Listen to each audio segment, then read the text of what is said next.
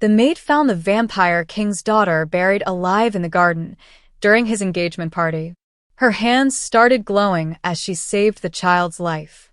What she didn't know, the king's fiancée had planned it all, and now the maid had just exposed a power everyone thought was extinct. Myra's hands were bleeding. She'd been scrubbing crystal glasses for 3 hours straight when Mrs. Holloway, the head housekeeper, grabbed her by the elbow and shoved a garden rake into her arms. "The rose crates behind the maze," Mrs. Holloway hissed. "Move them before the king sees. Lady Seraphine wants everything perfect for the photographs." Mira wanted to argue. Her shift ended 10 minutes ago, but servants didn't argue.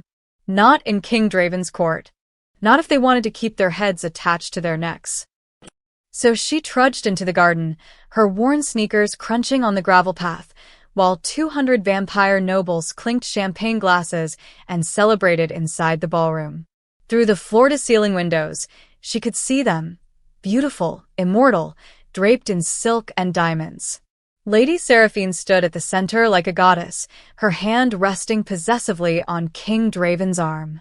Her engagement ring caught the chandelier light, a bloodstone the size of a baby's fist. Mira looked away.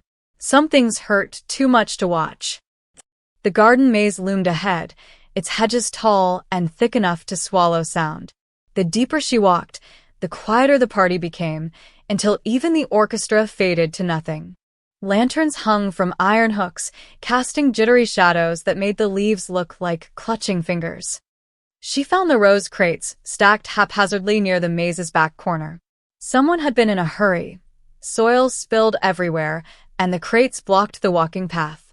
Mira sighed and grabbed the first one. That's when she heard it. Thump thump. She froze. Thump thump. It came from beneath her feet. Faint. Rhythmic. Like a heartbeat buried underground. "Hello." Her voice cracked. "Stupid.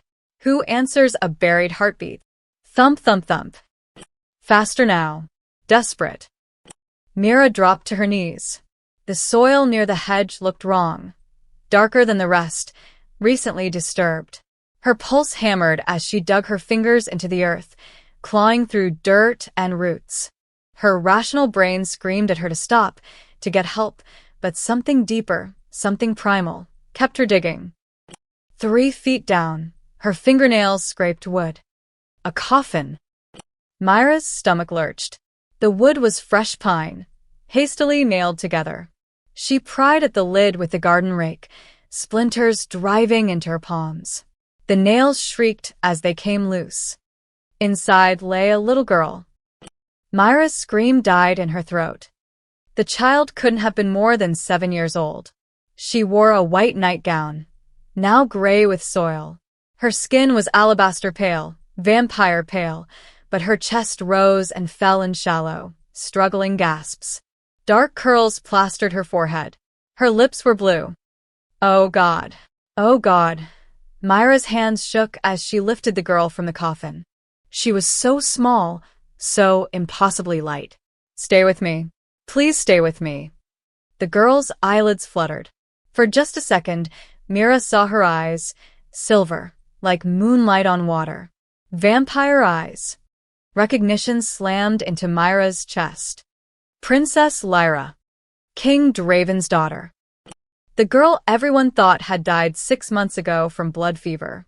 The girl whose funeral Mira had served refreshments at, whose memorial portrait hung in the East Wing, whose death had sent the king into a grief so violent that 3 servants quit out of fear. But here she was, buried alive, at her father's engagement party. Lyra's lips moved, forming a single word, barely a whisper, "Seraphine." Then her eyes rolled back, and her body went limp. No, no, no. Mira pressed her ear to the girl's chest. The heartbeat was still there, but fading fast. She needed help. A doctor. The king. Someone. But Lady Seraphine's name echoed in her mind like a warning bell. Seraphine.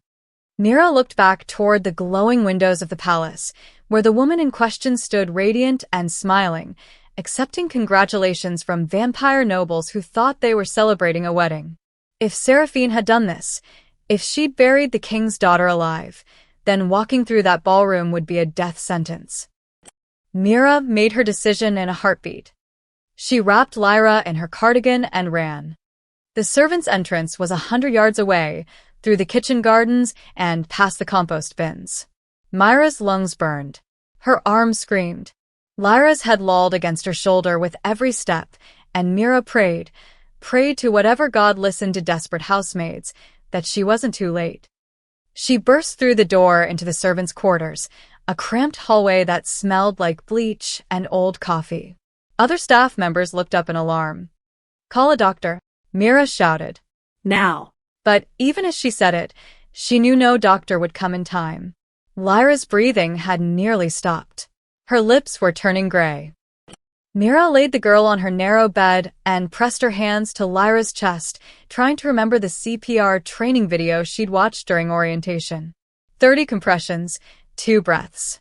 She counted aloud, her voice shaking. "Come on, Lyra. Come on, princess. Breathe." Heat bloomed in her palms. Mira gasped and jerked back, but the heat followed her hands, spreading up her wrists like warm water. Her skin began to glow, soft at first, then brighter, pulsing in rhythm with Lyra's fading heartbeat. What the hell? The glow intensified, golden light pouring from Myra's hands like liquid sunshine. It sank into Lyra's chest, spreading beneath her skin in shimmering veins. The girl's back arched. Her mouth opened in a silent gasp. Then, impossibly, color flooded back into her face. Lyra's heartbeat strengthened. Mira could feel it through her glowing palms, steady, strong, alive. The light faded as quickly as it came. Myra's hands returned to normal, though they tingled like she'd grabbed a live wire. She stared at them, her mind spinning. What had she just done? Lyra's eyes fluttered open, those eerie silver eyes, now sharp and aware. She looked directly at Mira and whispered, her voice raw. "She tried to kill me. Seraphine tried to kill me." Then exhaustion pulled her back under, and she slept. Mira sat frozen on the edge of the bed, her glowing hands still trembling, while somewhere in the palace above, Lady Seraphine smiled and accepted another champagne toast. And Mira knew, with cold certainty, that everything was about to change. Mira couldn't stop staring at her hands. They looked normal now, calloused, dirt-stained, with ragged nails from years of scrubbing floors. But 5 minutes ago, they glowed like captured starlight. 5 minutes ago, they'd pulled a dying child back from death's door.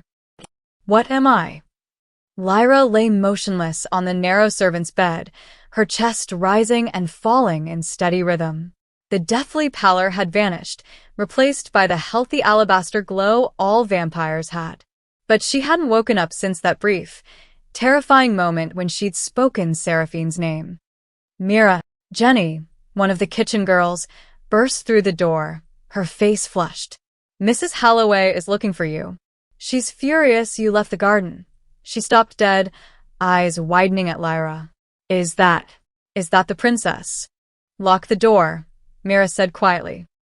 "But that's..." "Lock it. Now." Jenny's hands shook as she turned the deadbolt. "Mira, Princess Lyra is dead. Everyone knows that. We served at her funeral. There was a casket and everything. Well, she's not dead anymore." Mira pressed her fingers to Lyra's wrist, feeling the pulse, weak but present. "Someone buried her alive in the garden. I found her." Jenny's face went white. "We need to tell someone. The king. The guards." "And say what?"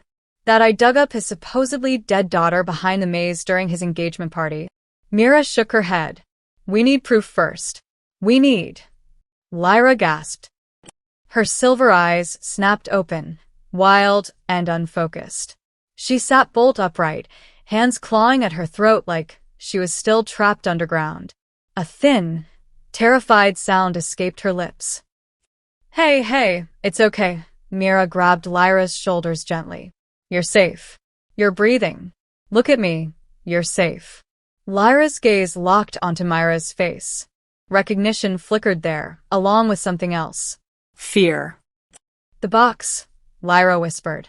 I was in the box. It was so dark. I couldn't breathe. I couldn't. Her voice cracked into a sob. Mira pulled the girl against her chest, feeling the small body tremble. I know. But you're out now. I've got you. Seraphine, Lyra's fingers twisted in Myra's uniform. It was Seraphine. Her and the men with the red marks on their hands. They came to my room. They said I was sick again, that they had medicine, but then they put something over my face and everything went dark, and when I woke up I was in the coffin. Mira finished softly. I know, sweetheart. I believe you. Jenny made a strangled noise. Lady Seraphine? The king's fiancée? Mira, that's insane. Why would she? Because Lyra's the heir, Mira said, pieces clicking together in her mind.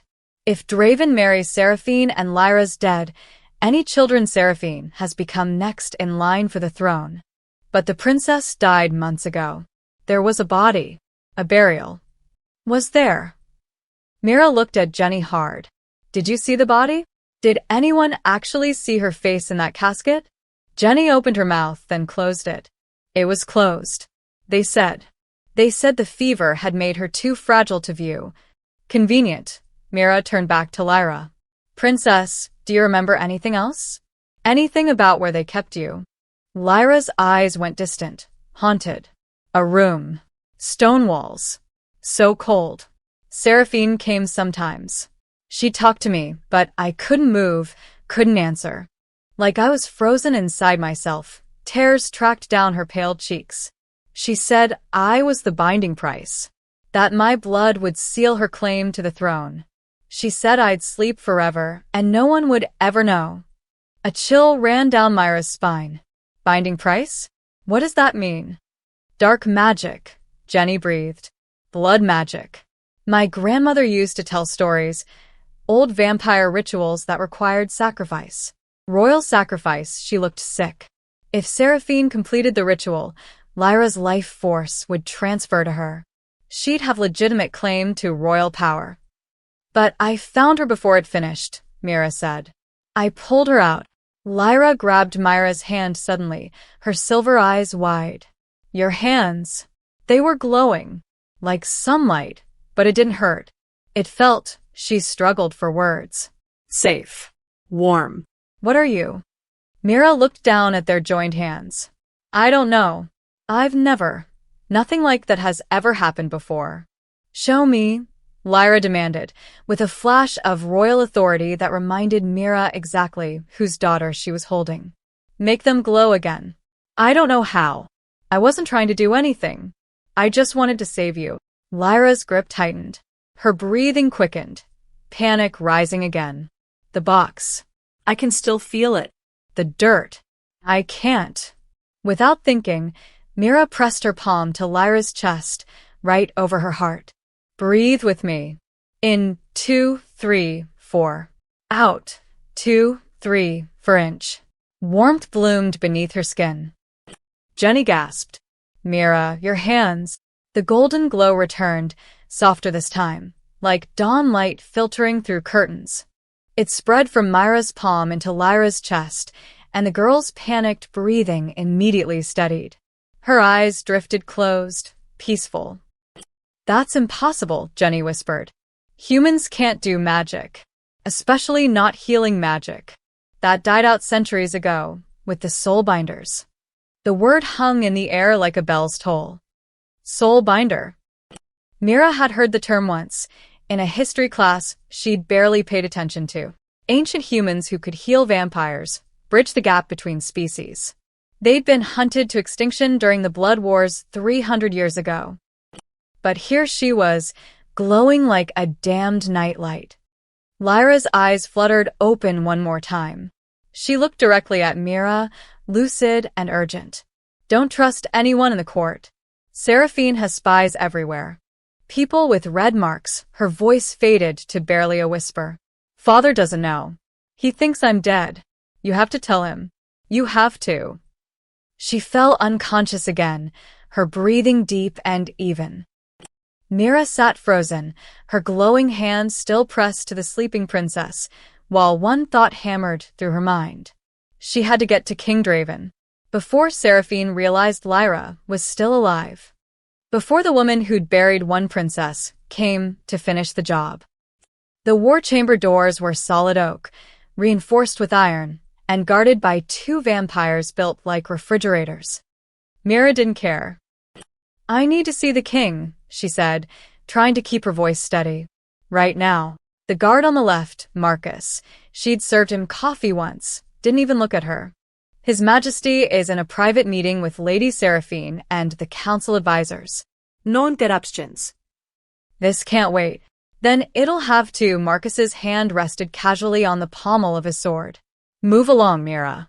Before you get yourself in trouble. Behind those doors, she could hear voices. Draven's deep rumble. Seraphine's musical laugh. They were probably discussing wedding plans while Draven's daughter lay unconscious in a servant's bed. Myra's hands clenched into fists. The tingling sensation from earlier hadn't fully faded. "Tell him it's about Princess Lyra." Both guards went rigid. The one on the right, she didn't know his name, turned to stare at her. "That's not funny. Do I look like I'm joking?" "The princess is dead," Marcus said, but uncertainty flickered in his eyes. "You served at the funeral yourself. Then you won't mind interrupting to tell him that, will you?" Mira stepped forward. "Tell King Draven that a maid has information about his dead daughter. See what he says." The guards exchanged glances. Marcus muttered something that sounded like a curse, then knocked twice on the door before cracking it open. "Your Majesty, there's a—" "I said no interruptions." Draven's voice could have melted steel. "She says it's about Princess Lyra, sire." Silence. "Then, send her in." Marcus opened the door just wide enough for Mira to slip through, and she immediately wished she'd thought this through better. The war chamber was exactly what it sounded like, a massive room dominated by a strategy table covered in maps and tiny figurines representing military units. Draven stood at the head of the table, 6'4" of controlled fury in a black suit.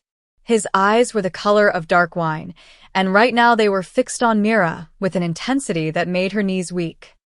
Lady Seraphine sat to his right, immaculate in midnight blue silk.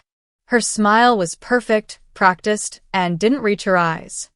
For council members, all ancient vampires whose names Mira couldn't remember, stared at her like she was something they'd scraped off their shoes. "Well," Draven's voice was dangerously quiet. "You interrupted a security briefing to discuss my dead daughter. This should be fascinating." Myra's mouth went dry. In the servants' quarters, bursting in here had seemed like the right choice. Now, facing down the vampire king and his entire inner circle, she realized how insane she looked. But Lyra's terrified face flashed through her mind. The feeling of that small body in the coffin. "Don't trust anyone in the court." Mira lifted her chin. "Princess Lyra isn't dead, Your Majesty. She's alive. I found her." The room erupted. "Outrageous," one of the councilmen sputtered. "Guards, remove this girl." "Where?" Draven's single word cut through the chaos like a blade.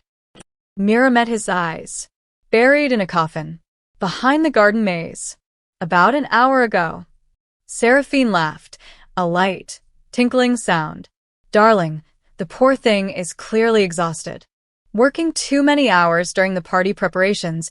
She turned to Mira with practiced concern. "Sweetie, grief can make us see things that aren't there.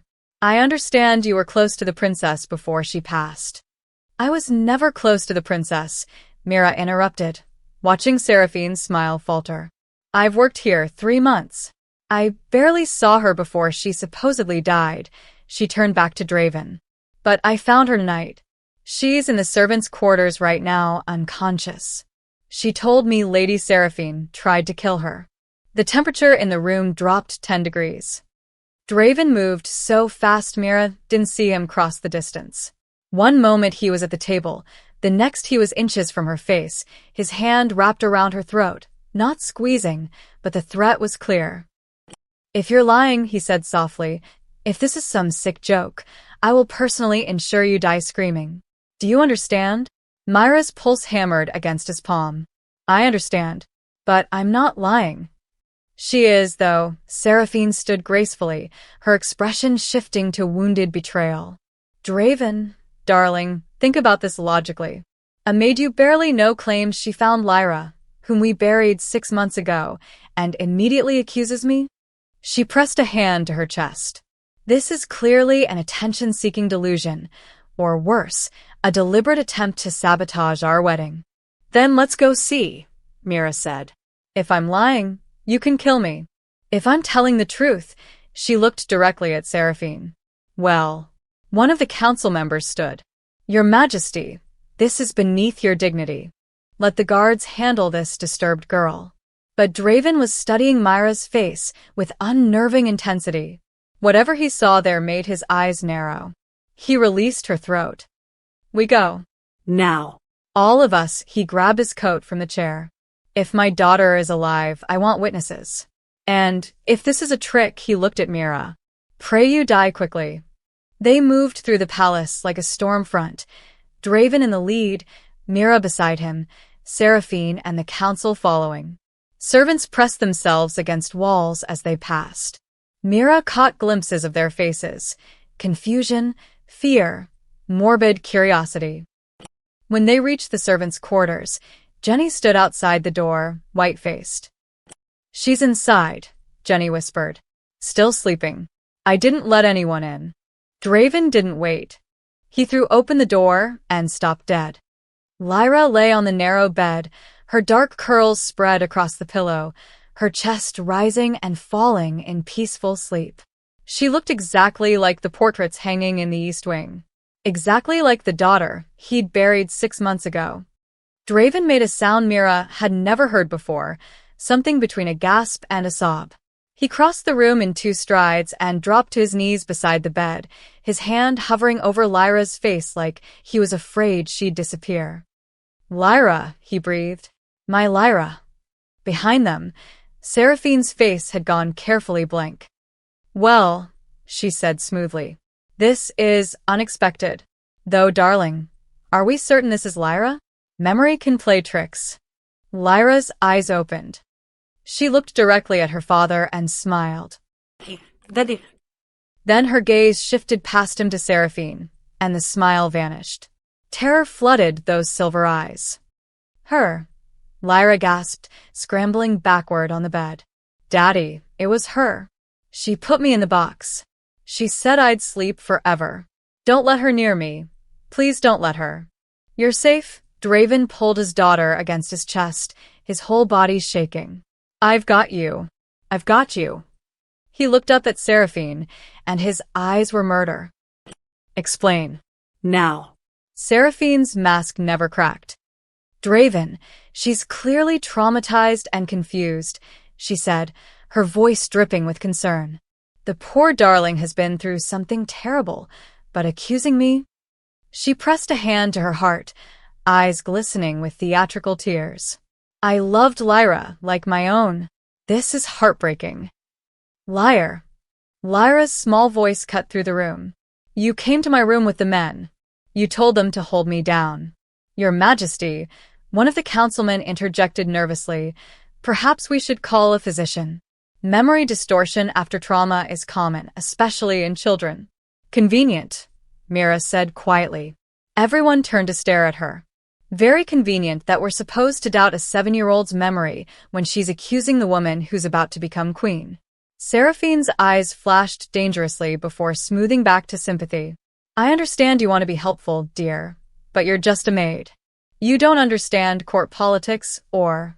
I understand someone buried the king's daughter alive during his engagement party. Mira held Seraphine's gaze. Interesting timing, don't you think? Draven stood slowly, still cradling Lyra against his shoulder. His face was carved from stone. The burial site.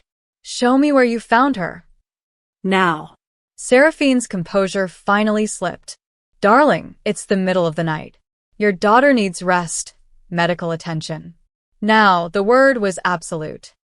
They formed a grim procession through the moonlit gardens, Draven carrying Lyra, Mira leading the way, Seraphine and the councilman following. Guards flanked them on all sides. The party had ended. The palace grounds were empty except for cleanup staff who scattered at their approach. Myra's stomach twisted as they neared the maze. Something felt wrong. The air was too still, too quiet. There, she said, pointing to the spot near the hedge where she'd found the coffin. Right there, about 3 feet down. She stopped. The ground was perfect, undisturbed. The soil was packed and smooth, covered with a light layer of moss that looked like it had been growing for years. The rose crates sat exactly where they were supposed to be, neatly stacked, no dirt spilled anywhere. No, mira, breathe. No, that's impossible. I dug right here. There was loose soil, the coffin. Marcus, the guard, crouched down and ran his hand over the earth. This ground hasn't been disturbed in months, maybe years. He looked up at Draven.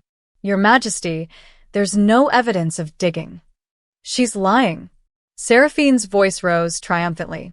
I told you this was attention-seeking madness. There never was a coffin. She probably found poor Lyra somewhere else, maybe kept her hidden herself, and made up this elaborate story to frame me. Mira felt the ground shift beneath her feet. That's insane. Why would I? For power? Money? Who knows what motivates desperate people? Seraphine turned to Draven, her expression perfectly crafted sympathy. Darling, I know you want answers, but this girl is clearly unstable. She probably hurt Lyra herself and is trying to deflect blame. No. Myra's hands shook. The coffin was right here. The wood, the nails, Jenny saw Lyra. She can confirm. Confirm what? Seraphine asked sweetly. That you brought an unconscious child to the servants' quarters? That proves nothing except that you had her. One of the councilmen cleared his throat. Your Majesty, Lady Seraphine raises valid concerns. The evidence. There was evidence. Myra's voice cracked with frustration. Someone erased it. Someone used magic too. She stopped. Understanding crashed over her like ice water. You have people, she said slowly, looking at Seraphine. People in the court. People who could reset the ground, make it look untouched. She thought of Lyra's words. People with red marks on their hands. Seraphine's smile was razor-sharp. Paranoid accusations without proof. How sad. Draven had been silent through all of this, his face unreadable. Now he spoke, his voice deadly calm. Councilman Reed. Examine the ground. Use detection magic. An elderly vampire stepped forward, kneeling by the spot. His hands glowed faint blue as he pressed them to the earth. Minutes passed. Finally, he stood, shaking his head. No traces of recent disturbance, Your Majesty. No residual magic that would indicate concealment spells. He hesitated. Though. There is something odd. The soil composition doesn't match the surrounding area. It's as if it was transplanted from elsewhere. Circumstantial at best, Seraphine said quickly. Could be from the garden renovations last month. Draven's jaw tightened. And yet my daughter, whom we buried 6 months ago, is very much alive in my arms. He looked at Lyra. Baby, can you tell me exactly what happened? Everything you remember? Lyra's small voice was brave, but shaking. The men came at night. Seraphine was with them. They had red marks here. She touched the back of her hand. Like tattoos. They said I was sick again and gave me medicine, but it made me sleepy. When I woke up, I was in a cold room. Stone walls. Seraphine visited sometimes. She'd talk about a ritual, about binding prices and throne rights. Tears rolled down her cheeks. She said my blood would make her claim real, that I'd sleep forever and nobody would stop her. The councilmen exchanged nervous glances. A child's nightmare, Seraphine said, but there was an edge to her voice now. Trauma-induced fantasy. Blood-binding rituals, Draven said quietly, require royal sacrifice. Ancient magic, banned for centuries, his eyes fixed on Seraphine like a predator. But very effective for someone wanting to claim a throne they have no legitimate right to. You can't possibly believe. I don't know what to believe, Draven's voice was raw. My daughter was dead. Now she's alive. The burial site is clean. You're accused. He shifted Lyra's weight in his arms. But without proof, without evidence, I can't act against the daughter of the northern houses. Not without starting a civil war. Seraphine's expression smoothed into relief. Of course, darling. I understand this is difficult, but you're confined to your quarters, Draven continued coldly, until a full investigation is complete. Guards will be posted. You'll speak to no one without my permission.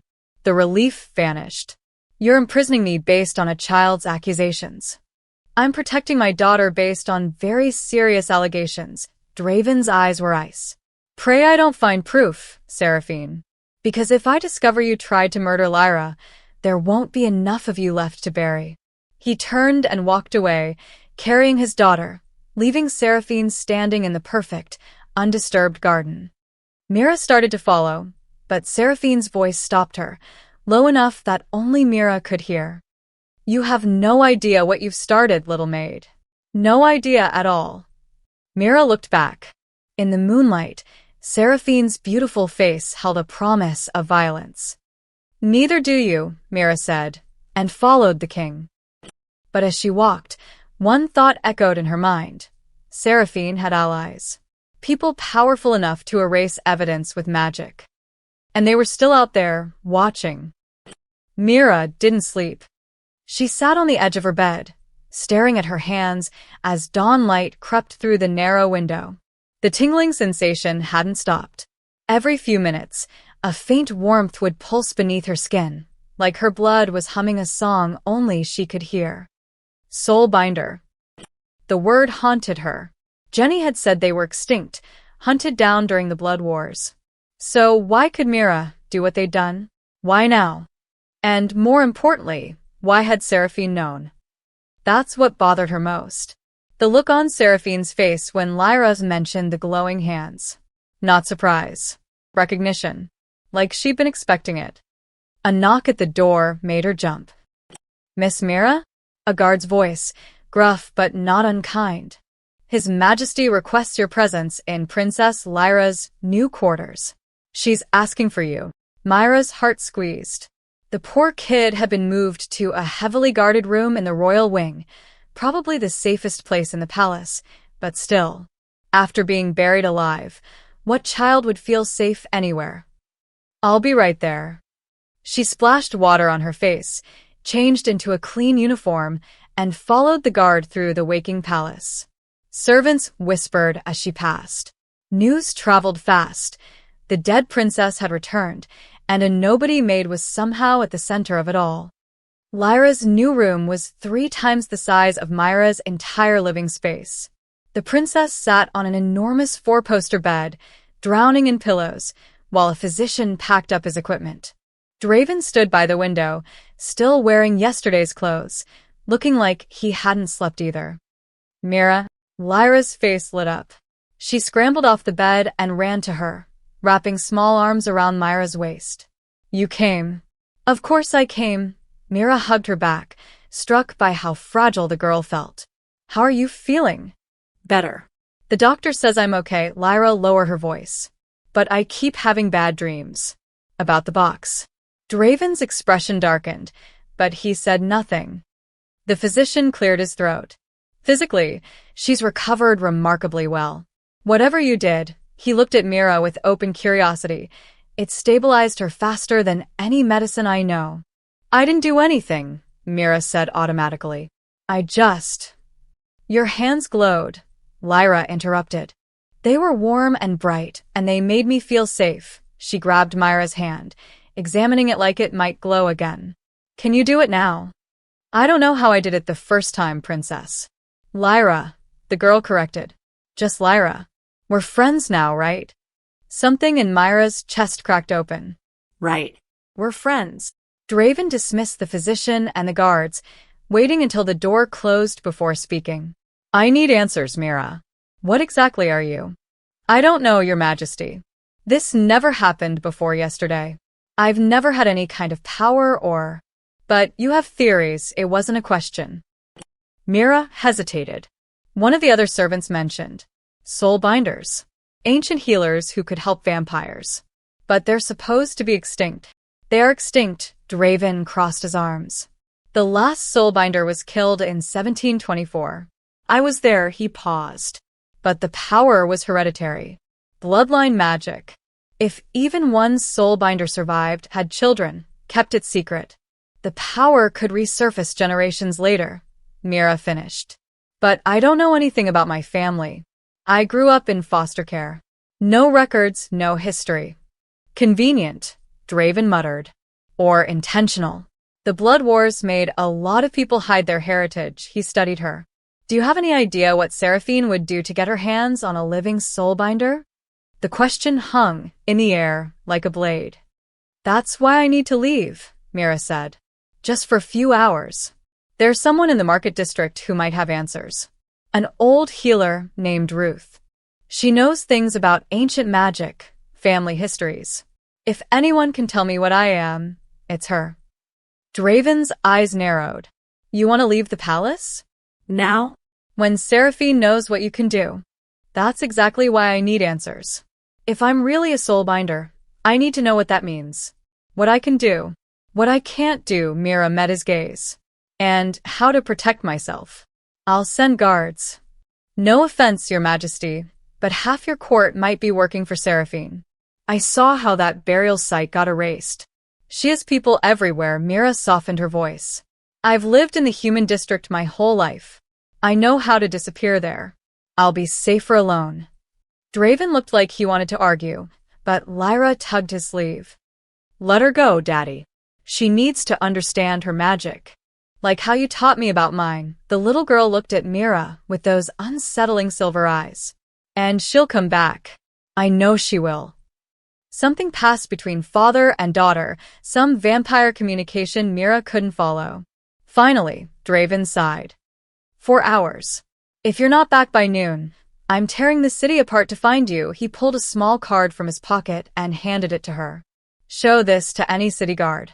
They'll get you back to the palace safely. Mira took the card, heavy paper embossed with the royal seal. Thank you. Don't thank me yet, Draven's expression was grim. If you are what we think you are, your life just became infinitely more complicated. The human market district was already bustling when Mira arrived an hour later. She'd changed into civilian clothes, jeans and a hoodie, and pulled her hair into a messy bun. Just another human girl running errands. Ruth's shop sat squeezed between a laundromat and a pawn shop, marked only by a faded sign, Herbs and Remedies. Mira had been coming here since she was 16, buying tea and aspirin when she couldn't afford a real doctor. The bell chimed as she entered. The shop smelled like dried lavender and something sharper, sage, maybe, or cedar. Shelves lined the walls, crammed with jars and bottles and bundles of plants Mira couldn't name. Ruth emerged from the back room, a tiny black woman in her 70s with silver hair and eyes that saw too much. Ruth's smile faded the moment she looked at her. Oh, child. What have you done? Myra's throat tightened. How did you? Your hands. Ruth crossed the shop in quick steps and grabbed Myra's wrists, turning them palm up. They're singing. I can't hear it from here. She looked up, her expression shifting from surprise to something like awe. You awakened.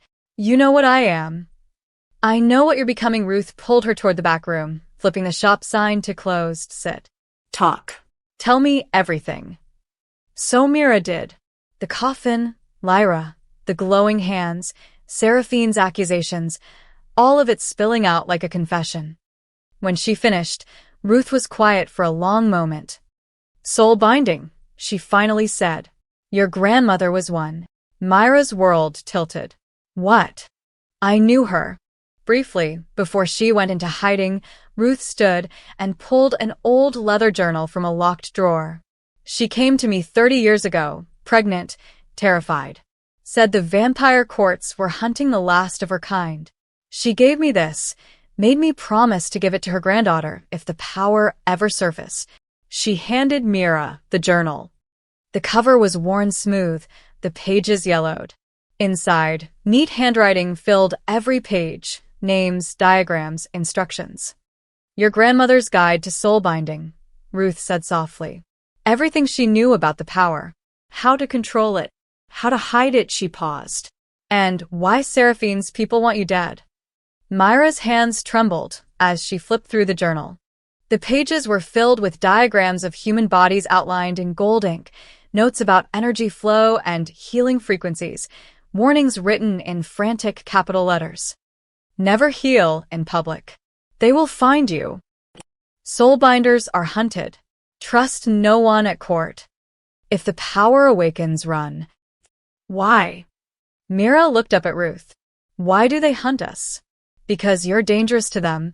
Ruth poured tea with steady hands despite the gravity of her words. Soulbinders don't just heal vampire bodies.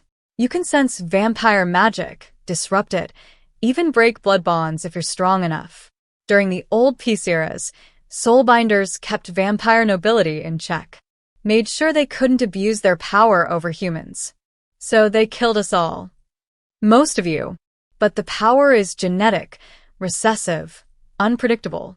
It can skip generations, then surface without warning. Ruth's eyes were sad, usually triggered by proximity to vampire magic or extreme emotional need. Mira thought of Lyra dying in her arms, the desperate need to save her. The princess. Probably. Your grandmother wrote that the power responds to innocent suffering. It's why soulbinders were protectors first, healers second. Ruth leaned forward. But Mira, listen carefully. If Seraphine knows what you are, she won't stop until you're dead. Soulbinders can sense blood magic rituals. You could expose her completely. She already tried to frame me. A knock at the shop's back door made them both freeze. Ruth's face went pale. That's not the delivery entrance. The knock came again, harder. Then a voice, musical and cold. Ruth Emerson. I know the girl is in there. Open the door, or I'll burn this building down with both of you inside. Seraphine. Go, Ruth hissed, pushing Mira toward a side door. There's an alley. I'm not leaving you. She won't hurt me. I'm not the one she wants. Ruth pressed the journal into Myra's hands. Run. Read. Learn. That's how you survive. But before Mira could move, the back door exploded inward. Not with fire, but with shadow. Thick, oily darkness that writhed like living smoke. Seraphine stepped through, immaculate in a white pantsuit, not a hair out of place despite being supposedly confined to quarters. Hello, Mira. Her smile was poison-sweet. We need to talk. I have nothing to say to you. Oh, I think you do. Seraphine's shadows coiled around the room, blocking the exits. After all, you've been very busy this morning, digging into family histories, learning about extinct bloodlines. Her eyes flicked to the journal. How touching. Your grandmother's diary. Ruth stepped between them. Leave her alone, Seraphine. She's just a girl. She's a soulbinder. Seraphine's voice cut like glass.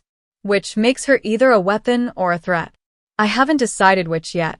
You tried to kill Lyra, Mira said, gripping the journal. You buried her alive. I did what was necessary. Seraphine examined her perfect nails. Lyra was a complication. A half-breed child from Draven's human wife, dead now. How tragic. Who stood between me and the throne. Blood magic requires royal sacrifice. Simple mathematics. The casual admission made Myra's stomach turn. You're insane. I'm ambitious. There's a difference. Seraphine took a step closer. The shadows moved with her. But then you interfered. Dug her up. Healed her with your freakish, glowing hands. Do you have any idea how much work you ruined? Good. Seraphine's smile vanished. You think you're clever? Brave? You're neither. You're a stupid girl who stumbled into something she doesn't understand. She gestured, and the shadows grabbed Ruth, lifting the old woman off her feet. Ruth gasped, clawing at the darkness around her throat. Stop. Mira lunged forward. Then listen. Seraphine's eyes were chips of ice. Here's what's going to happen. You're going to disappear. Leave the city, leave the state, leave the country for all I care. Take your little journal and run. Because if you stay, if you keep helping Draven, if you so much as look at that child again, the shadows tightened around Ruth's throat. I'll kill everyone you've ever spoken to, starting with this meddling old woman. I don't take orders from murderers. You'll take orders from whoever keeps you alive. Seraphine leaned in close. I know everything about you, Mirachin. I've known for months. Did you think it was an accident you got hired at the palace? That you were assigned to the garden the night of my engagement? Myra's blood went cold. What? I needed to draw out your power. Force the awakening. Lyra was bait. Seraphine's smile returned, triumphant. I knew there was a soulbinder bloodline hiding in the human district. Old vampire records, ancient treaties, family trees. I spent years tracking the descendants. And there you were, poor, desperate, practically begging for a job. You knew I'd find Lyra. I counted on it. Innocent child in danger, your bleeding heart, proximity to death. Perfect conditions for awakening dormant power. Seraphine released Ruth, who collapsed to the floor gasping. I just didn't expect you to actually save her. That was inconvenient. Mira helped Ruth to her feet, rage burning through her fear. Why go through all this? Why not just kill me? Because soulbinders are rare, and you're the only living one. Seraphine tilted her head. Your power could be useful. Controlled properly, you could heal my future heirs, strengthen bloodlines, serve the throne. Her expression hardened. But if you refuse, if you side with Draven and his half-breed daughter, you become a liability I'll eliminate. So that's my choice? Be your slave or die. Essentially, Seraphine straightened her jacket. You have until sunset to decide. Swear loyalty to me, help me complete the binding ritual with fresh royal blood, and I'll let you, and everyone you know live. Refuse. The shadows pulsed menacingly. Well, I'm very creative with consequences. And if I tell Draven all of this? With what proof? Seraphine laughed. I'm supposedly locked in my quarters. No one saw me leave. The guards have red marks on their hands. My people, my magic, my loyalty. You'll sound paranoid. Again, she moved toward the broken door. Sunset, Mira. Choose wisely. The shadows dissolved, and she was gone. Mira sank to the floor, her whole body shaking. Ruth put a hand on her shoulder. Child, you need to leave the city. Tonight. I can't. Mira clutched the journal to her chest. Lyra needs me. And Seraphine won't stop with me. She'll kill that little girl to get the throne. Then you need to learn fast. Ruth's voice was steel beneath the kindness. That journal has everything your grandmother knew. Study it. Master your power. Because right now, you're not strong enough to fight her. How long do I have? Sunset. Maybe less. Ruth helped her stand. But Mira? If you're going to fight a vampire with centuries of blood magic, she looked at the journal. You'd better learn to use more than just healing. Mira opened the journal with shaking hands. Near the back, a chapter title caught her eye. Soulbinding as shield and weapon. Defensive applications. She had 6 hours until sunset. 6 hours to learn how to survive. Mira made it back to the palace with 20 minutes to spare before Draven's deadline. The journal felt like it weighed 1,000 pounds in her bag. The guards at the gate waved her through after seeing Draven's card, and she hurried through the corridors toward Lyra's room. Her mind churned with everything Ruth had told her, everything she'd read in those desperate scrawled pages. Soul binding responds to intention. Your will shapes the power. Fear weakens it. Determination strengthens it. To shield, imagine light forming a wall. Your life force becomes armor. To disrupt blood magic, find the thread connecting spell to caster. Sever it with golden light. Easy. Except Mira had never intentionally used her power. It had just happened. She found Lyra's room under heavy guard. One of them, a woman with kind eyes, nodded her through. The princess has been asking for you every 10 minutes, she said. Poor thing barely ate lunch. Inside, Lyra sat on the floor surrounded by colored pencils and drawing paper. She looked up when Mira entered, and relief flooded her small face. You came back. Daddy said you would, but I was worried. She patted the floor beside her. Look, I'm drawing the garden. The pretty part, not where the box was. Mira sat down, heart aching at how hard Lyra was trying to be brave. It's beautiful. Are those roses? Peonies. They were my mom's favorite. Lyra's voice went quiet.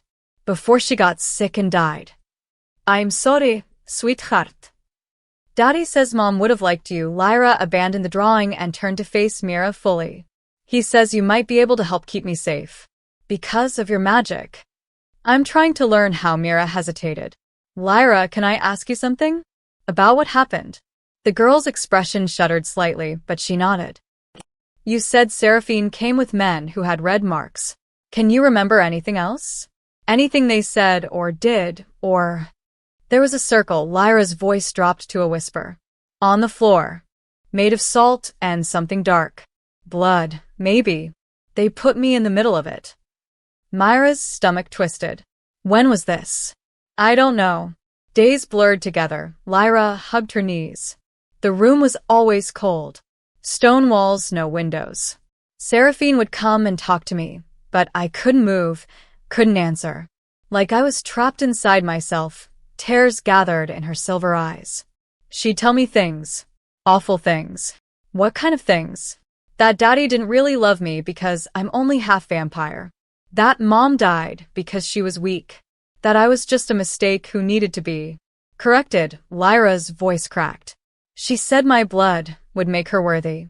That she'd use it to bind herself to the throne, and nobody would ever question her right to rule.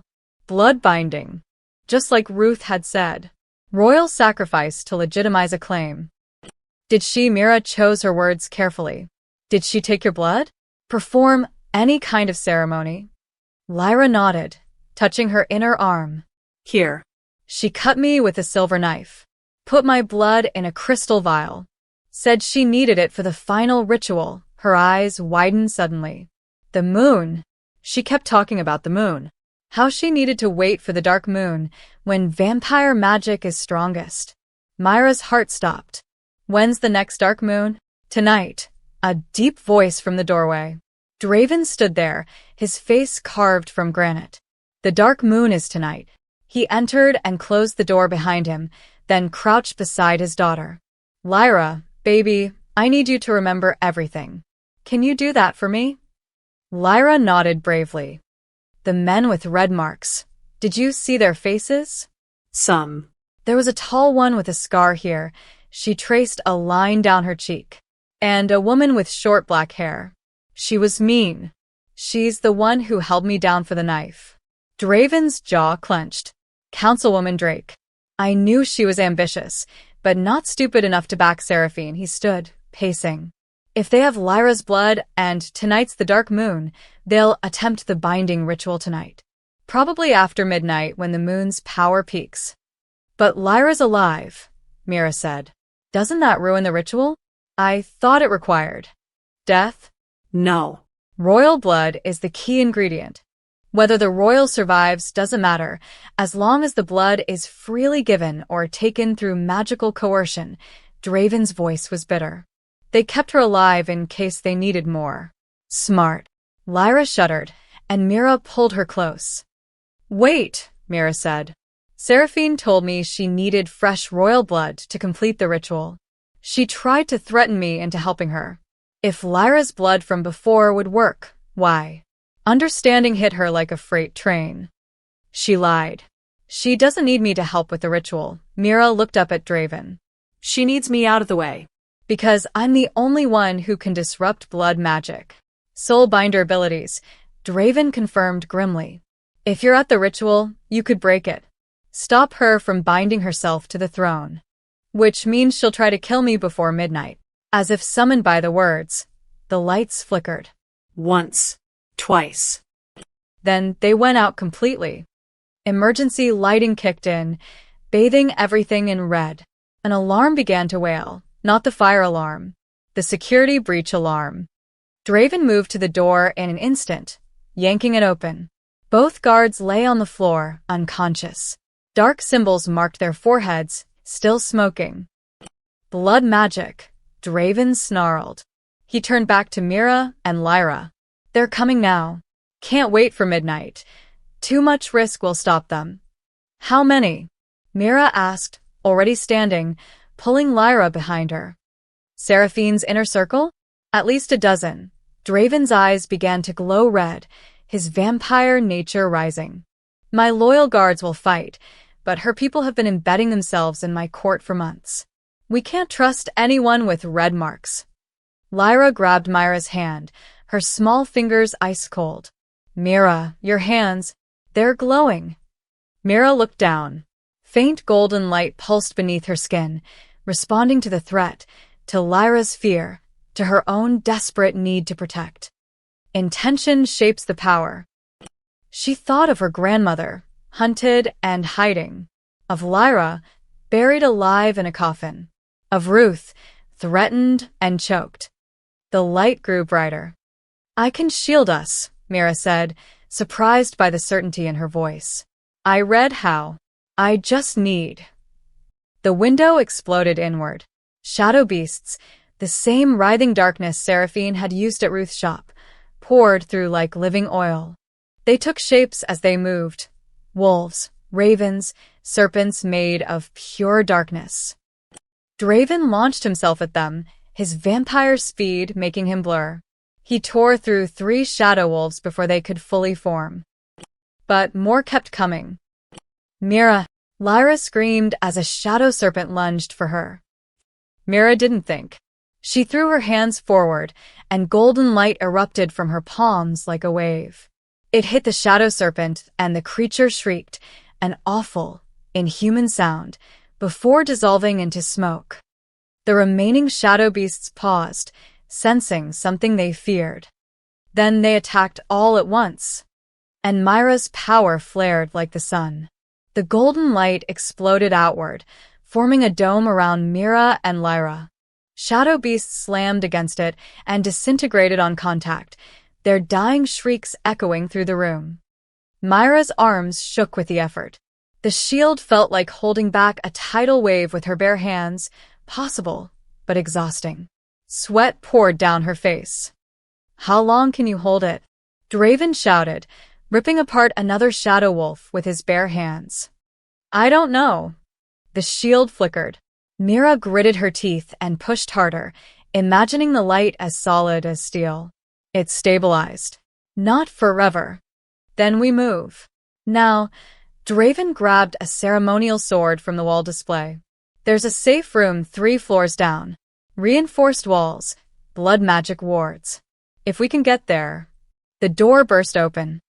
Councilwoman Drake stood in the doorway, flanked by 6 guards, all with red marks visible on their hands. Her short black hair was perfectly styled, her expression cold as winter. Your Majesty, she said calmly. Stand down. By order of the Emergency Council, you're being detained for the safety of the realm. Emergency Council? Draven's voice was lethal. There is no Emergency Council. There is, as of 20 minutes ago.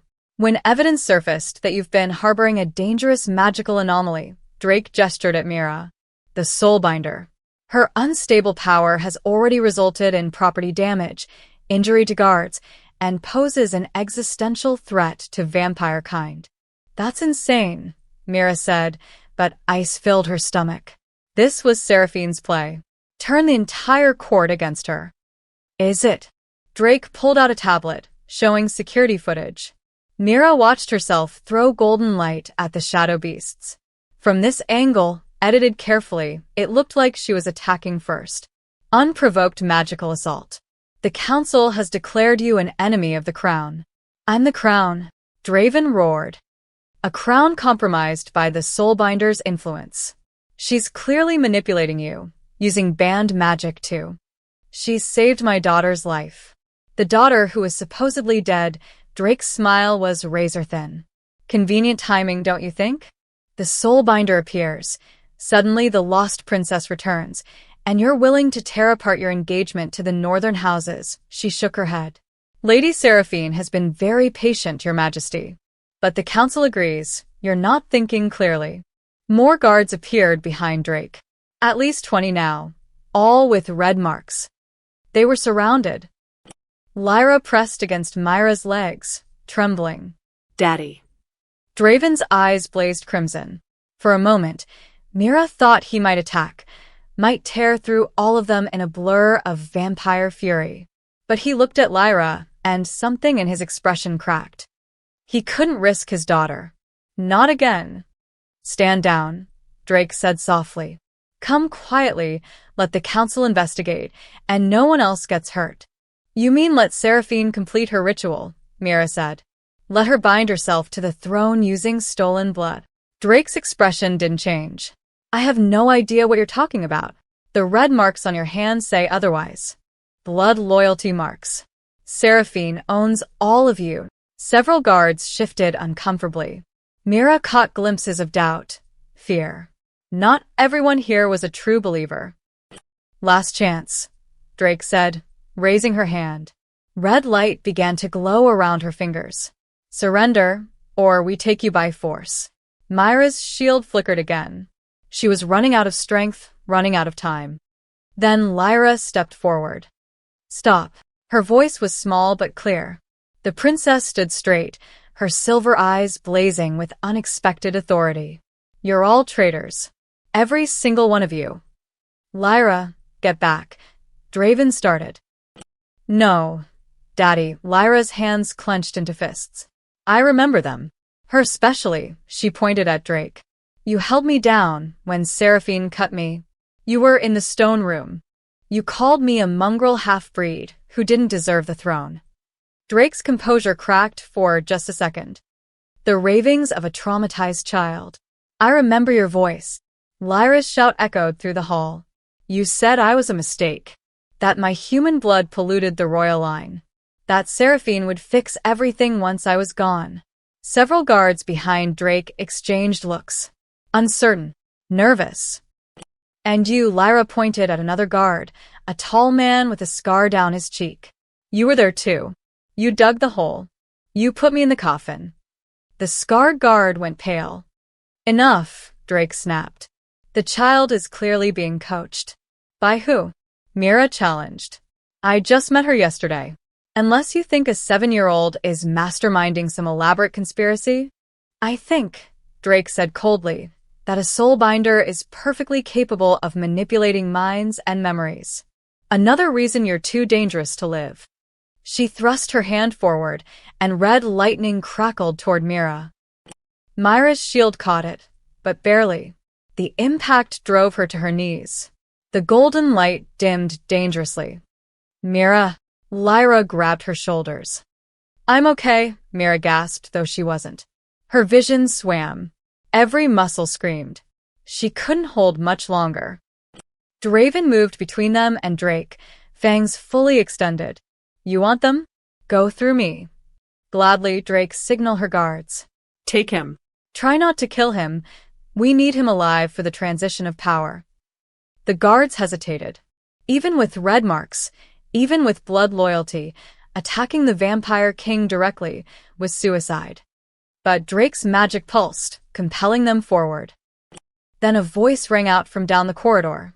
Stand down, all of you. An older vampire in ceremonial robes pushed through the crowd, Councilman Reed, the one who'd examined the burial site. He wasn't alone. A dozen more vampires followed, including palace guards without red marks. Councilman Reed, Drake said through gritted teeth. This doesn't concern the Northern District. It concerns every vampire in this kingdom. When council members attempt a coup, Reed's voice was steel.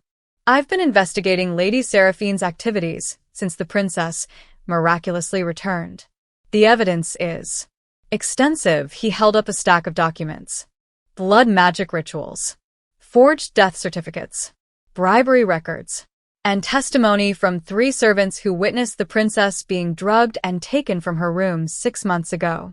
Lies, Drake said, but she was sweating now. Then explain the royal blood in Lady Seraphine's quarters. Fresh. In a crystal vial, marked with preservation runes for ritual use. Reed's eyes were hard. Blood that DNA testing confirms belongs to Princess Lyra. The corridor erupted in murmurs. Even Drake's guards looked shaken. You searched a noble's private quarters without authorization?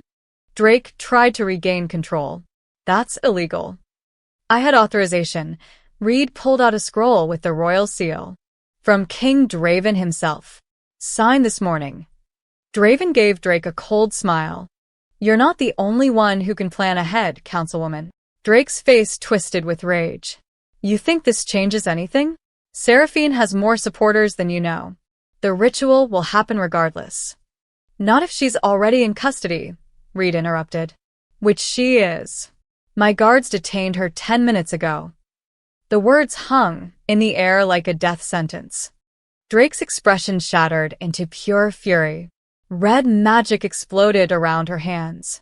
Then we do this the hard way. She lunged at Lyra.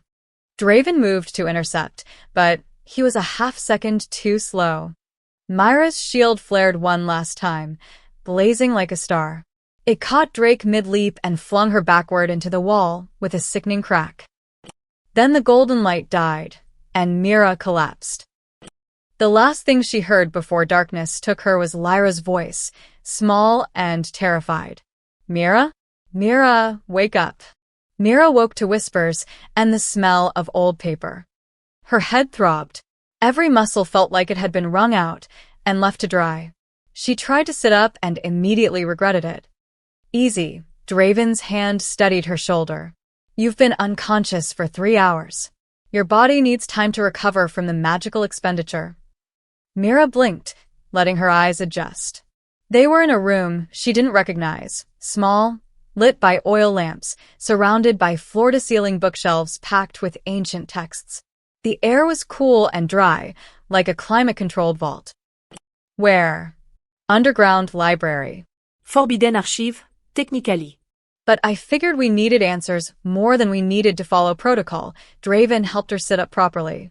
How do you feel? Like I got hit by a truck. Mira rubbed her temples. Lyra? Safe. Reed has her under triple guard in a warded room. Drake and 6 others are in custody. His expression darkened. But we lost 4 good guards in the fighting. And Seraphine, he paused. She's not talking, just smiling. Like she knows something we don't. That sent ice down Myra's spine. The ritual. She said it's tonight. I know. Dark moon peaks at 12:47 a.m. We have 6 hours. Draven gestured at the books spread across a reading table. Which is why we're here. These archives contain records from the old peace eras. Treaties between humans and vampires. Accounts of soulbinders and what they could do. He met her eyes. And documentation of blood-binding rituals. Mira stood shakily and moved to the table. The books were ancient, some bound in leather so old it was practically dust, others written on parchment that crackled at the slightest touch. One lay open to a page illustrated with a diagram that made her stomach turn, a circle of salt and blood, symbols she didn't recognize, and in the center, a figure holding a vial. Blood binding, Draven said quietly. Banned for over 300 years. It allows someone with vampire blood to claim royal authority by sacrificing royal blood from a legitimate heir. He pointed at the text. The ritual creates a permanent magical link between the caster and the throne. Once complete, they're recognized as true royalty by the kingdom's ancient enchantments. Nobody can dispute their claim. But Lyra's alive. Can it still work? Unfortunately, yes. Death isn't required, just blood freely taken or magically coerced. Seraphine has both. Draven's jaw tightened. If she completes the ritual, she becomes as legitimate as if she were born royal. The throne will recognize her. The kingdom's protective wards will answer to her. She'll have legal and magical right to rule. Even though she tried to murder your daughter? Especially because of that, Draven's voice was bitter. Royal vampire law is older than modern morality. Power is what matters. If she successfully binds herself to the throne, previous crimes become irrelevant. She'll be untouchable. Mira flipped through more pages, her translator app barely keeping up with the archaic language. One section caught her eye, countering blood binding, the role of soulbinders. Here, she said, reading quickly, during the peace era, soulbinders acted as magical arbiters. They could sense blood magic rituals in progress and disrupt them. She looked up. That's why Seraphine wanted me gone. I'm the only one who can stop her. Can you? Draven asked bluntly. You nearly died holding a shield for 10 minutes. A blood-binding ritual takes an hour minimum, and Seraphine will have guards. You'll be under constant attack. I don't know, Mira admitted. But my grandmother's journal might. She pulled it from her bag, somehow, miraculously still with her, and flipped to the section on disruption magic. She wrote about breaking blood bonds. You have to find the thread connecting the spell to the caster and sever it, she frowned. But it requires focus. Meditation. I need to be close to the ritual circle and completely undistracted. Impossible. Seraphine won't let you get within 50 feet. Mira kept reading, her heart sinking with each page. Her grandmother's notes became increasingly desperate toward the end. The last ritual I disrupted nearly killed me. Blood magic fights back. It burns. You must be willing to take the pain into yourself. If you're reading this, granddaughter, and you're considering fighting blood magic, don't. Run. Hide. Survive. That's all that matters. But if you can't run, if someone innocent needs you, remember, soul binding is about connection. You take their pain, their darkness, their magic. You filter it through yourself and release it as light. You become the bridge. It will hurt more than anything you've ever felt. Do it anyway. Myra's hands trembled. She says, I have to take the magic into myself. Absorb it and convert it. That could kill you. Probably, Mira met his eyes. But if I don't, Seraphine wins. She gets the throne, and Lyra, she couldn't finish the sentence. Draven was quiet for a long moment. Then he pulled another book from the shelf, this one bound in dark red leather with silver clasps. There might be another way. He opened it carefully, revealing pages filled with genealogical charts. Royal family trees going back 1,000 years. Including, he traced a line with his finger. This. Mira leaned closer. The chart showed the royal bloodline branching and merging through centuries. And there, 500 years back, a branch she didn't expect. Marriage treaty, King Aldrich to Elena Brightwood, human, soulbinder lineage. Soulbinders married into the royal line, Draven said. Multiple times during the peace era. It was how the treaties were sealed, vampire and human magic joining together. So vampire royal magic and soulbinder magic aren't opposing forces.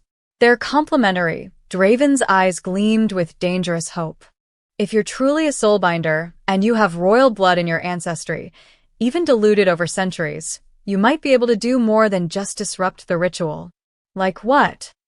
Claim it for yourself, he looked at her intensely. Blood binding requires royal blood for sacrifice. But the caster doesn't have to be the one who benefits. If you're in the circle, if you can connect to the ritual, he paused. You could redirect it. Make it recognize Lyra as the true heir. Permanently protect her from any future attempts. Myra's head spun. That's insane. I don't even know if I have royal blood.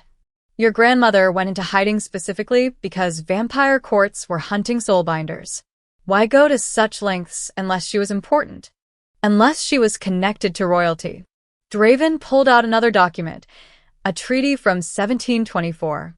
The last recorded soulbinder was Elena's great-great-granddaughter, Sarah Brightwood. She disappeared after the Blood Wars began. He looked at Mira. What's your grandmother's name?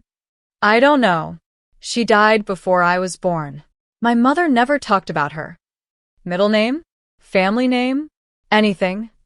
Mira thought back to the journal, to the first page where her grandmother had written her instructions. There, in faded ink, for my granddaughter, may you never need this. S.B. S.B., she whispered. Sarah Brightwood. The name hung between them like a key turning in a lock. Then you're not just a soulbinder, Draven said quietly. You're the last of the royal soulbinder line. The only person alive who can legitimately challenge a blood-binding ritual. He gripped her shoulders. You can save Lyra. Permanently. But you'll have to face Seraphine directly. In the circle. During the ritual. And probably die trying. Probably, Draven agreed.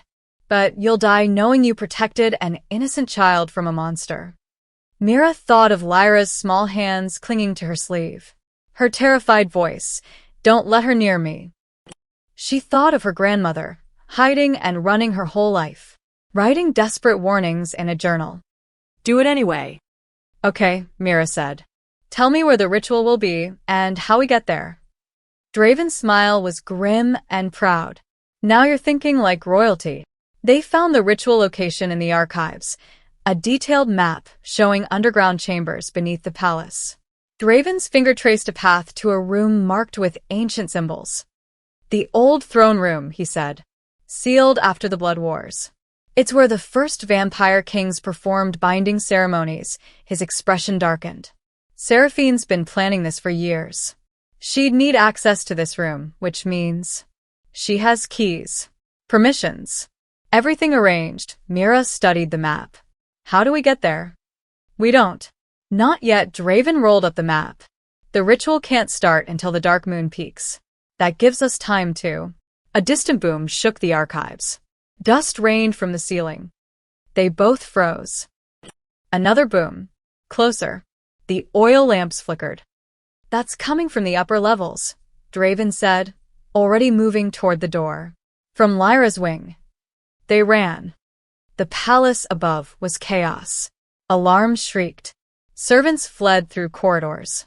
Guards shouted commands that contradicted each other. Smoke billowed from somewhere. Not fire, but that same oily darkness Mira recognized. Shadow beasts. She's making her move early, Mira gasped as they sprinted upstairs.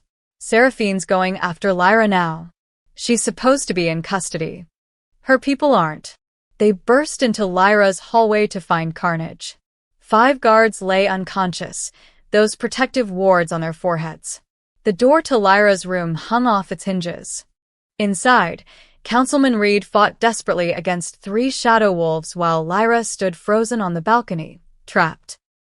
More shadow beasts poured through the open balcony doors, serpents, ravens, things with too many limbs to name. They formed a writhing wall between Lyra and any help. And beyond them, perched on the balcony railing like a nightmare made flesh, crouched the largest shadow beast yet. It had the basic shape of a wolf but stood 6 feet tall at the shoulder, its form constantly shifting and reforming. Eyes like burning coals fixed on Lyra. No! Draven launched himself at the creatures, moving with vampire speed. He tore through shadow ravens, ripped apart shadow serpents. But for every one he destroyed, 2 more formed. Reed went down, overwhelmed. His last spell fizzled out as unconsciousness took him. The massive shadow wolf gathered itself to pounce. Mira didn't think. She ran straight at the wall of shadow beasts, her hands already beginning to glow. The journal's words echoed in her mind. You become the bridge. You take the darkness and transform it. She hit the wall of shadows like a battering ram of light. Pain exploded through her body. The shadow beast's magic was cold, sharp, invasive. It tried to burrow into her skin, her bones, her heart. Every instinct screamed at her to let go, to pull back. Do it anyway. Mira gritted her teeth and pushed deeper. She felt the magic flowing from somewhere distant, from Seraphine, from her blood-marked servants, from the ritual components already prepared in the old throne room. Threads of dark magic, all connected, all feeding these creatures. She grabbed those threads with her light. The shadow beast shrieked. The massive wolf turned from Lyra to Mira, recognizing the real threat. It lunged. Mira threw up her hands. Golden light erupted in a focused beam, hitting the wolf mid-leap. The creature exploded into smoke, but not before its claws raked across Myra's shoulder, drawing blood. She cried out, stumbling. The pain was incredible, like being cut with frozen razors. But she didn't let go of the magical threads. You filter it through yourself and release it as light. Mira closed her eyes and did exactly what her grandmother's journal described. She pulled the dark magic into her core, felt it burning and freezing simultaneously, and then, with every ounce of will she possessed, transformed it, changed its nature, made it something else. Light burst from her entire body, a nova of golden energy that filled the room. Every shadow beast touched by it dissolved instantly. The oily darkness evaporated like morning fog. Within seconds, the room was clear. Mira collapsed to her knees, gasping. Draven caught her before she hit the floor. Mira. Are you? Fine, she lied. Her shoulder bled freely. Her head spun. But she looked past him to the balcony. Lyra? The little girl stood trembling, tears streaming down her face.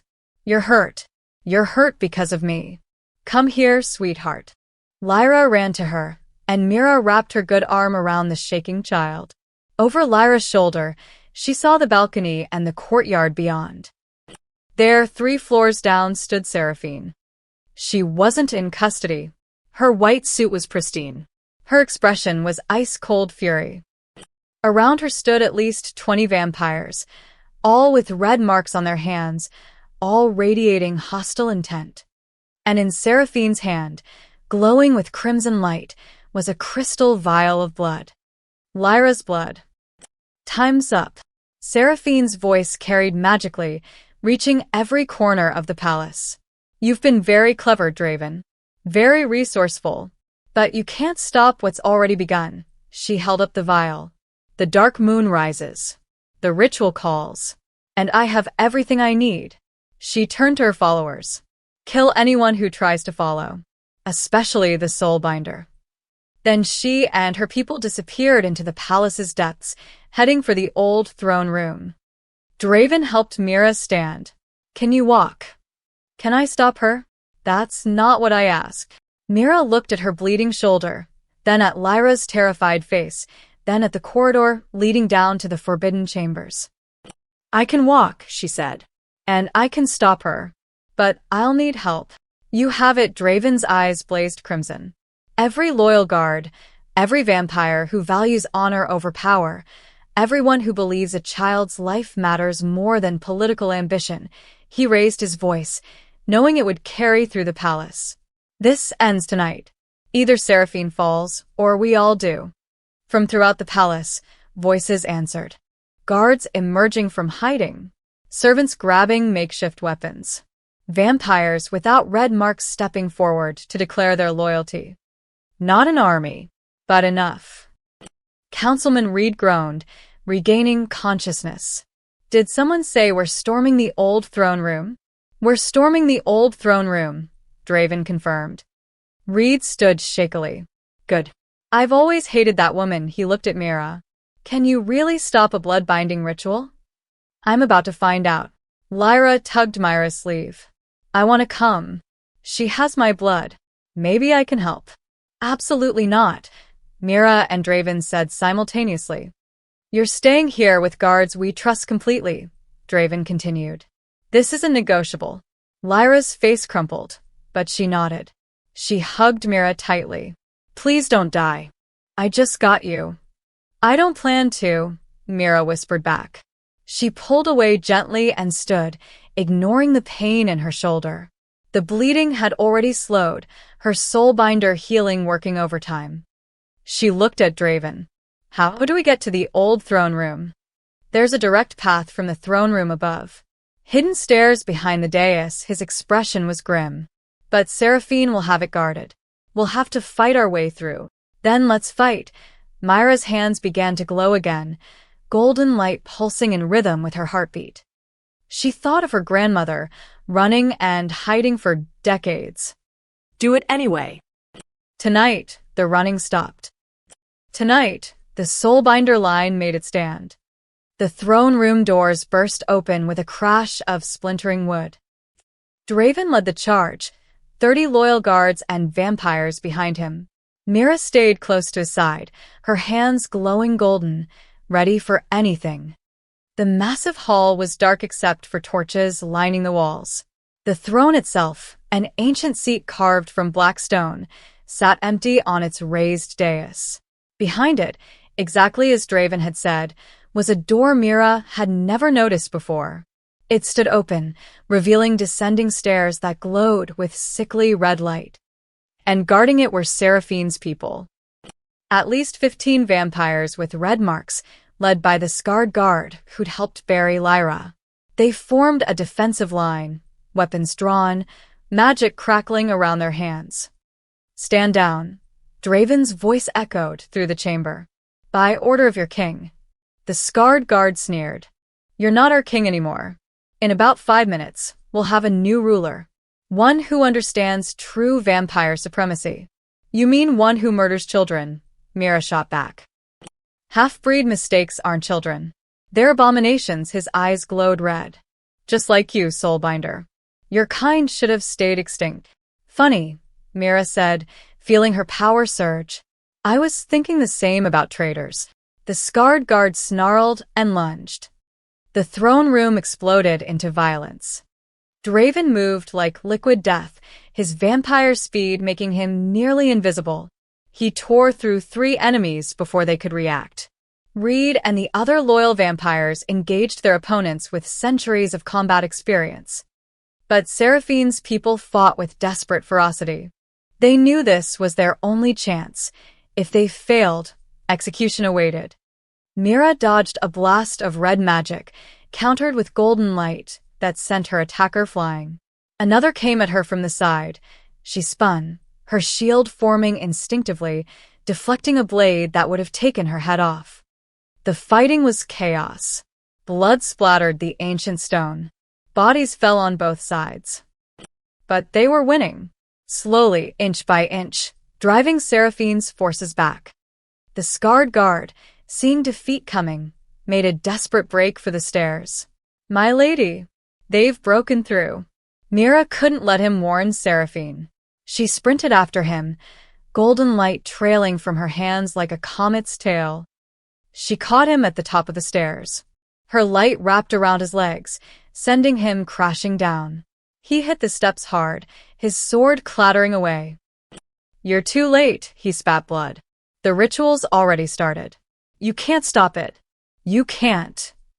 Draven appeared and knocked him unconscious with a single blow. "Go," he told Mira, breathing hard. "We'll secure the throne room. You have to reach Seraphine before the binding completes." Mira looked down the stairs. The red glow pulsed like a heartbeat, and she could hear chanting Seraphine's voice, speaking words in a language that made Myra's skin crawl. "If I don't come back, you will." Draven gripped her shoulder. "You're stronger than you know. Your grandmother survived the blood wars. You'll survive this." Mira nodded, not trusting her voice. Then she descended into the red light. The stairs seemed endless. The temperature dropped with each step. By the time she reached the bottom, her breath misted in the air, and frost coated the walls. The old throne room was a circular chamber carved from solid bedrock. Ancient symbols covered every surface, some painted, some carved, all pulsing with dark energy. Torches burned with red flames that cast nightmare shadows. In the center was the ritual circle. Salt and blood formed intricate patterns on the floor. At the circle's heart stood Seraphine, dressed in ceremonial robes the color of midnight.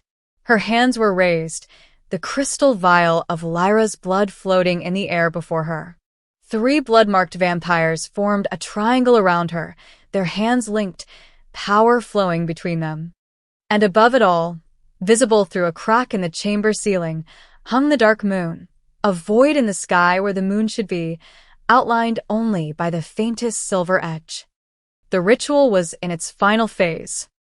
Seraphine's eyes snapped open as Mira entered.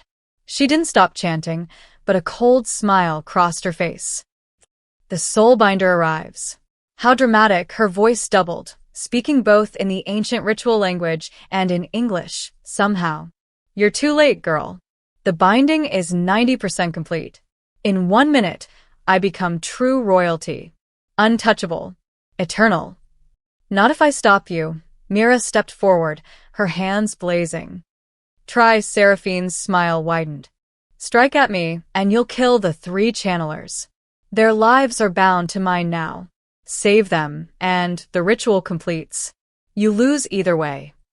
Mira looked at the 3 vampires. Councilwoman Drake was one, the others she didn't recognize. Their eyes were glazed, lost in the ritual's power. Were they willing participants or trapped? Did it matter? You become the bridge. You take their pain. Her grandmother's words suddenly made perfect sense. I'm not here to strike at you, Mira said. She walked forward until she stood at the edge of the salt circle. I'm here to join the ritual. Seraphine's chanting faltered. What?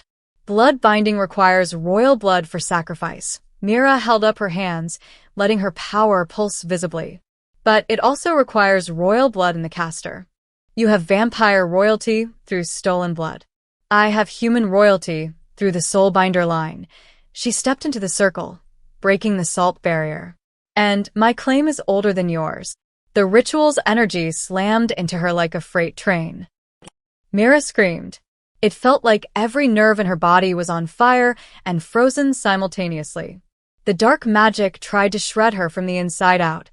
5 centuries of vampire blood magic designed to bind, to control, to dominate. But she didn't fight it. She absorbed it. You filter it through yourself and release it as light. Mira planted her feet and let the ritual flow through her. She felt Seraphine's ambition, Drake's hatred, the channeler's blind loyalty. She felt the threads connecting them to Lyra's stolen blood, to the throne above, to the kingdom's ancient enchantments. And she grabbed those threads and pulled. What are you doing? Seraphine shrieked. Stop. You'll destroy us all. No, Mira gasped, her entire body glowing like a sun. I'll save us all. She reached for the floating vial of Lyra's blood, not with her hands, but with her light. Her soulbinder power wrapped around it, gentle as a mother's touch. And she redirected the ritual. Not to Seraphine, not to herself, but to its rightful owner. Lyra, Princess Lyra, true heir, protected forever. The ritual exploded outward in a shockwave of golden light. The circle shattered. The 3 channelers collapsed, freed from the binding. Seraphine was thrown backward, slamming into the chamber wall.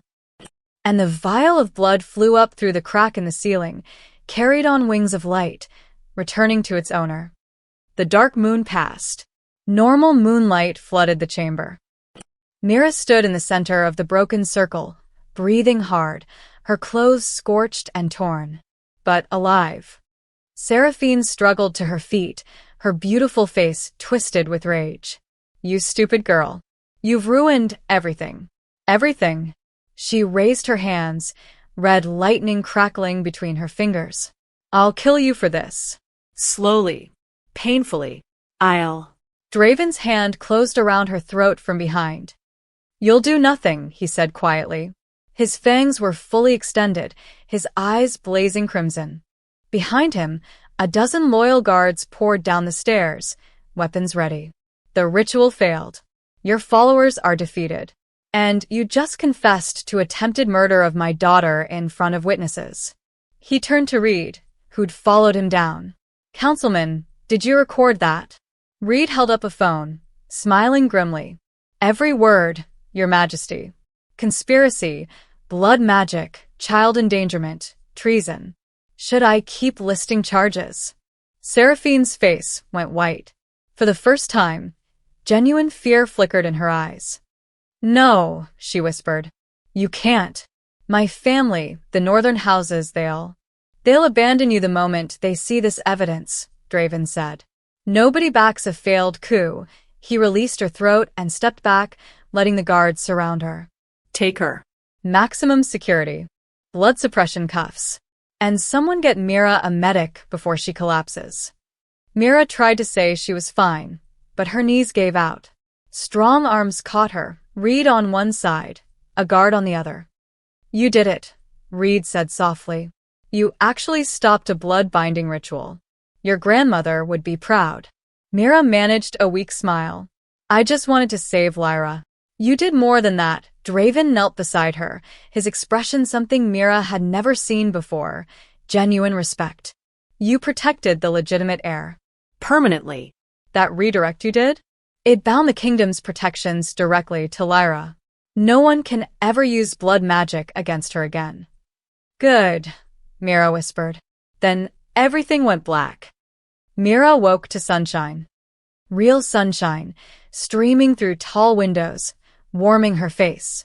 For a confused moment, she thought she'd died. Vampires didn't allow sunshine in the palace. Too many residents couldn't tolerate it. Then she heard a familiar small voice. Daddy, she's waking up. Mira opened her eyes to find Lyra perched on the edge of an enormous bed, silver eyes bright with relief. Beyond her, Draven stood by the window, the curtains drawn back to reveal the royal courtyard bathed in morning light. You're in the East Wing, Draven explained, seeing her confusion. The human safe section. You've been unconscious for 18 hours. 18. Mira tried to sit up. Her body protested, but it worked. She was bandaged, bruised, and exhausted, but alive. What happened? Seraphine. In prison, Lyra said happily. With magic-blocking chains and everything. Councilman Reed says she'll be there forever and ever. The trial was expedited, Draven added. When the northern houses saw the evidence, the recordings, the testimony from freed servants, the ritual components, they disowned her publicly. Seraphine has no allies left. His expression was grim satisfaction. She'll spend the rest of her very long life in a cell. And Drake? The others? Also imprisoned. Some are cooperating, providing information about Seraphine's network. Draven moved closer. We found the stone room where they kept Lyra. 6 months of evidence. Notes, ritual plans, everything. He paused. We also found records of other Soulbinder families she'd tracked. Yours wasn't the only 1 inch. Myra's chest tightened. Are they safe now? We've contacted them, offered protection. Draven's voice softened. You saved more than just Lyra. You saved an entire hidden bloodline from exposure. Lyra grabbed Myra's hand. And you saved me. Again. Daddy says the ritual thing you did means nobody can ever hurt me with magic anymore. Is that true? That's true, Draven confirmed. The kingdom's ancient enchantments recognize you as the legitimate heir now, protected by both vampire and soulbinder magic. It's unprecedented, he looked at Mira. It's also permanent. Whatever you did in that circle bound your life force to Lyra's protection. You're connected to her now. Forever. Mira processed that. Connected. Forever. To a 7-year-old princess. So, she said slowly. I'm what, exactly? That's what we need to discuss. Draven pulled up a chair. The kingdom needs a new structure. New protections against corruption like Seraphine's. And I think we need to restore old positions that should never have been eliminated. He gestured to someone in the doorway. Councilman Reed entered, carrying an ornate wooden box. Mira Chin, Reed said formally, descendant of Sarah Brightwood and the last of the royal soulbinder line. The kingdom owes you a debt that can never be fully repaid. He opened the box, revealing a pendant, gold chain with a crystal that glowed faint gold in the sunlight. With King Draven's approval and the council's unanimous vote, we offer you the position of Royal Soulbinder, Protector of the Air, Healer of the Realm, Bridge between human and vampire. Mira stared at the pendant. You're offering me a job? A title, Draven corrected. A position of authority. You'd have a voice in the council, chambers in the palace, resources to find and train other potential soulbinders if they exist. He leaned forward. You'd also be Lyra's official guardian when I'm unavailable. Her protector. Her friend, Lyra added quickly, squeezing Myra's hand. I'm a housekeeper, Mira said. I scrub floors. I don't know anything about politics or... You stopped a coup, Reed interrupted. You disrupted a blood-binding ritual no one had successfully countered in 300 years. You risked your life for a child who wasn't yours, he smiled. That's exactly the kind of person who should have power. Mira looked at Lyra's hopeful face, at Draven's steady gaze, at the pendant glowing in Reed's hands. She thought about her grandmother, spending her whole life hiding. About all the soulbinders hunted to extinction because they dared to stand between the powerful and the innocent. Do it anyway. Okay, she said. I'll do it. Lyra shrieked with joy and threw her arms around Myra's neck. Draven's stern expression cracked into something almost like a smile. Reed placed the pendant around Myra's neck. The moment the crystal touched her skin, it flared bright gold, then settled into a steady warm glow. "It's responding to you," Reed said with satisfaction. "The old magic recognizes its keeper."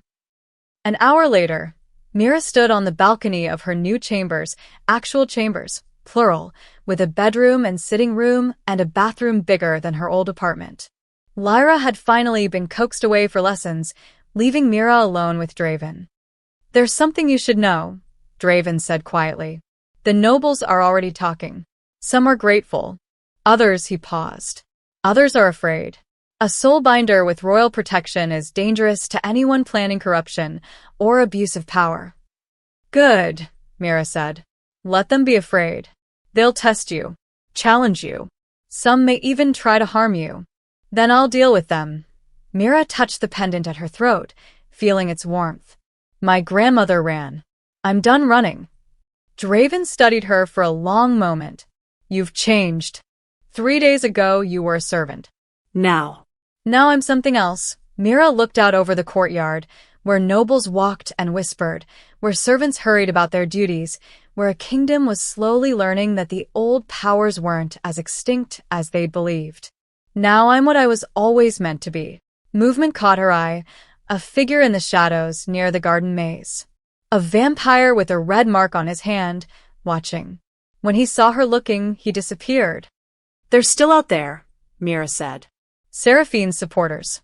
People who hate what I represent." "I know," Draven's voice was grim. "Seraphine's faction didn't die with her arrest. Some went underground. Others are hiding in plain sight." He looked at Mira. "This isn't over." "I know." Myra's hands began to glow faintly, instinctively. "But neither am I." Behind them, Lyra's laughter drifted through an open window. The sound of a child who felt safe again. Who could sleep without nightmares of coffins and darkness. That was worth fighting for. That was worth everything. As the sun climbed higher, Mira stood on her balcony. The royal soulbinder, protector of the realm, bridge between worlds, and watched the kingdom below. Some faces were grateful. Some were fearful. Some were hostile. And somewhere in those shadows, Seraphine's dark faction watched and waited, planning their next move. But Mira wasn't afraid anymore. Let them watch. Let them plan. She'd faced blood magic and survived. She'd stopped a coup and won. She'd found family in a lost princess and purpose in an ancient power. And when the darkness came again, because it always came again, she would be ready. The soulbinder line had returned. And this time, they weren't running. This time, they would fight. The end. In the prison beneath the palace, Seraphine sat in her cell, magic suppressed and alone. But her lips curved into a cold smile. She'd lost this battle, yes. But the war? The war was just beginning. Outside, in a tavern in the human district, 3 vampires with red marks on their hands met in a dark corner. They drank in silence, then raised their glasses in a toast. "To the lady's return," one whispered. "To the fall of the soulbinder," another agreed. "And to the blood moon," the third finished. "6 months from now, when her power will mean nothing." They drank, and in the darkness, their marks glowed crimson. The soulbinder had won today. But tomorrow was coming. And in the shadows, revenge was patient.